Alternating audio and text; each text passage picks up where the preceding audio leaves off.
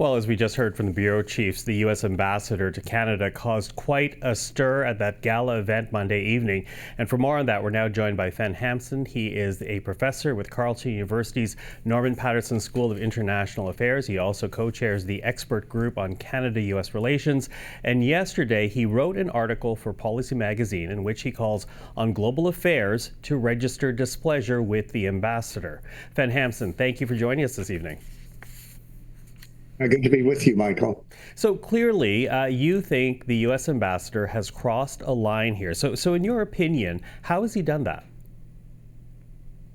Well, the reports are that U.S. Ambassador Pete Hoekstra berated using profane language Ontario's representative in Washington, David Patterson, at a bilateral business event hosted by the Canada-U.S. Business Council at the National Gallery of Canada. He used language, others overheard this, that was profane, personally disrespectful.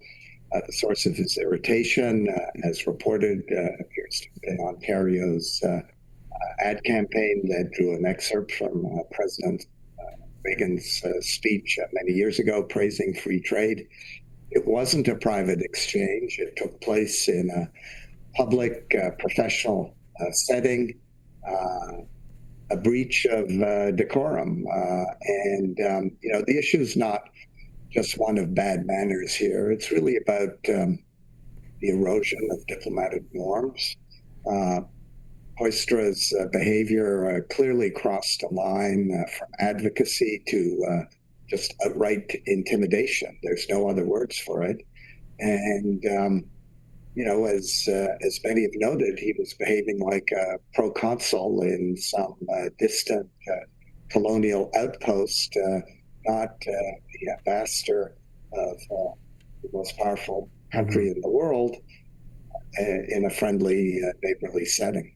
And here you are now calling on global affairs to essentially call upon the U.S. ambassador. Is this a démarche that you're asking for here? Well, yes, it is a démarche. I mean, in the normal course of events, a foreign envoy who is basically berating a Canadian official. In this case, it was an official of the Ontario government. Absent direct apology, which Premier Ford has called for, there's no evidence that the ambassadors picked up the phone to apologize. There are reports that apparently his wife was embarrassed. She apologized to David Patterson. But in the normal course of events, global affairs would summon the ambassador.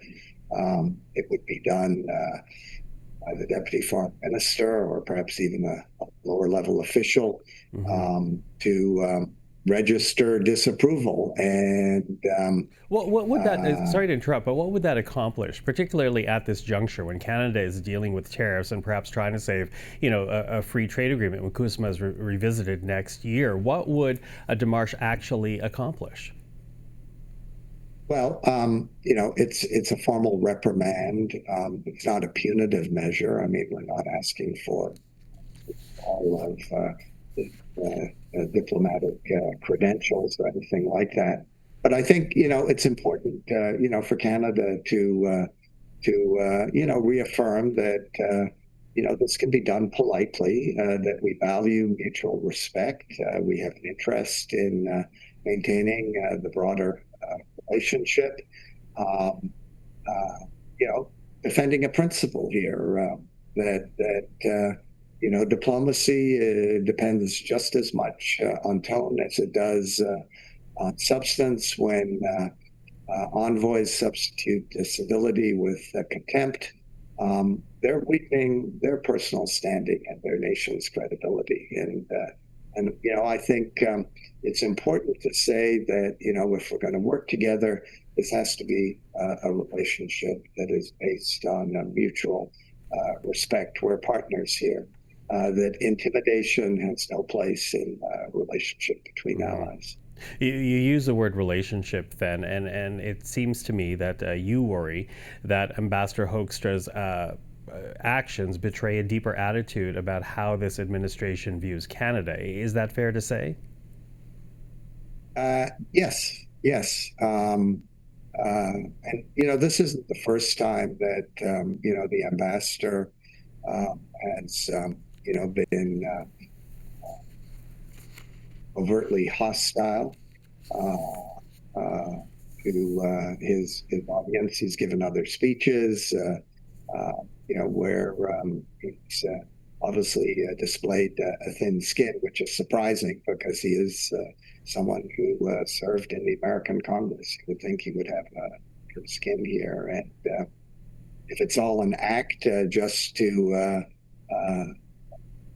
make his boss happy, the president of the United States, I think the message is that it's not working. It's counterproductive. It's damaging to relations, and we shouldn't take this lying down. I mean, can you imagine if our ambassador to Washington, Kirsten Hillman, engaged in that kind of behavior with an official of, let's say a major state in the United States, California, state of New York, or Florida for that matter, using profane language?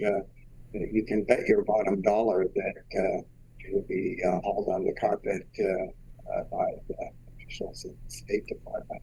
You just don't behave that way. I think Canada needs to send a firm, quiet message that